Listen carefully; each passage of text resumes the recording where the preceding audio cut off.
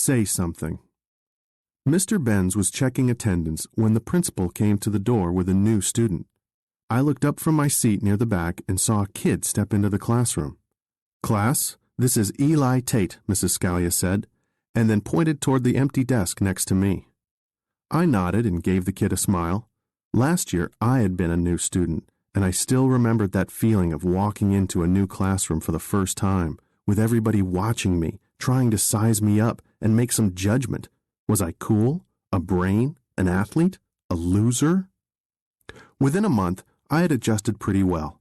One important reason for this was Kent, a kid who became my best friend until he moved away over the summer. Kent had introduced himself right away and made sure I had somebody to sit with at lunch that long first day.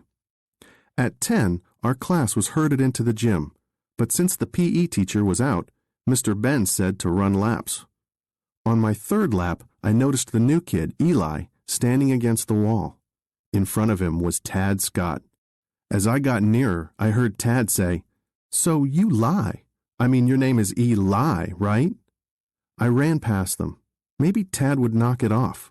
Or maybe Eli would tell him to stop being a jerk. Nobody likes getting on the wrong side of Tad. He always finds a way to make you pay if you do. On my next lap, I saw that Tad was still at it. Eli wasn't backing down, but he wasn't saying anything either.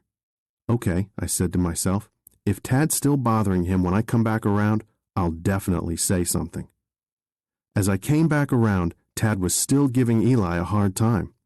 I stopped and said, "It's Eli, right? I'm Darius. You want to shoot some hoops? I'm tired of running." Eli shrugged and said sure, so we headed off to grab a ball. "You want to come too, Tad?" I asked, turning back. But Tad had already lost interest and was heading over to bother some girls.